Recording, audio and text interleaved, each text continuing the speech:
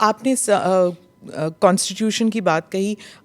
हाल ही में एक्चुअली कल ही हुआ था कि एक कॉमेडियन जो हैं महाराष्ट्र में, उन्होंने संविधान को दिखाया और कहा इस संविधान से मुझे अभिव्यक्ति की आज़ादी मिलती है, मैं कुछ भी कह सकता हूँ। अभिव्यक्ति की आज़ादी कानून के दायरे में, संवैधानिक मूल्यों के दायरे में होना चाहिए और उसी दायरे में अभिव्यक्ति की स्वतंत्रता है। आपकी अभिव्यक्ति की स्वतंत्रता किसी दूसरे पर व्यक्तिगत प्रहार करने के लिए नहीं हो सकती है। दुर्भाग्य है कि कुछ लोगों ने देश का चीरहरण करना, विभाजन की खाई को और चौड़ी करने के लिए इस अभिव्यक्ति की स्वतंत्रता को अपना जन्मसिद्ध अधिकार मान लिया है।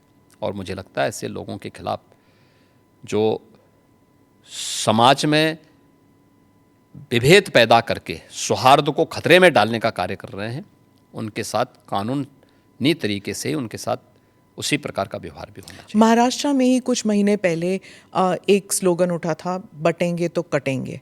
वो भी ऐसे ही विभाजनकारी स्लोगन ही था? विभाजनकारी नहीं था। आप मुझे बताइए, यह देश गुलाम क्यों हुआ? क्योंकि जातियों में विभाजित था। अगर उनको जोड़ने की बात की जा रही है कि वे बंटो मत, अच्छे के बारे में सोचो, विकास के बारे में सोचो, विरासत के बारे में सोचो। ये उछला नहीं था, ये यूपी से मैंने ही कहा था कि बटेंगे तो कटेंगे, एक रहेंगे तो सेफ रहेंगे।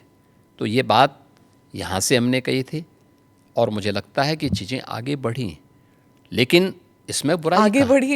इलेक्शन जीत गए आप? नहीं, इलेक्शन हम उससे कारण नहीं जीते। इलेक्शन के बहुत सारे कारण होते हैं। एक नारा इलेक्शन जीतने का कटने की बात जब होती है तो कैसे जुड़ने की बात? क्या बात करते हैं, क्यों नहीं जुड़ेंगे?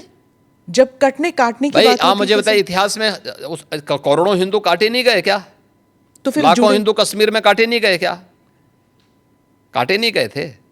तो इसीलिए हम उसको भूल क्यों जाते हैं? इतिहास वर्तमान का दर्पण होता है और भविष्य की कार्य योजना बनाने का एक माध्यम भी होता है। तो इसको खुरेद के इसलिए वर्तमान पीढ़ी भूल गई होगी तो उसको बताने का एक माध्यम है। अरे बताना पड़ेगा हमें, ये हमारा दायित्व भी है। पर ये खुरेदने से क्या दंगे वंगे नहीं होंगे? दंगे कैसे होंगे? फिर दंगाइयों का उपचार भी तो है।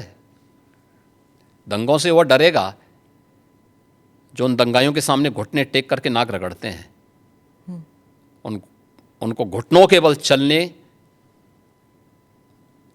के लिए हम मजबूर कर लेते हैं और ठीक भी करते हैं उनको। ये जो आपका जो दबंग स्टाइल है? नहीं, दबंग स्टाइल नहीं, ये हमारी शराफत का स्टाइल है। हाँ, आप ये कहते हैं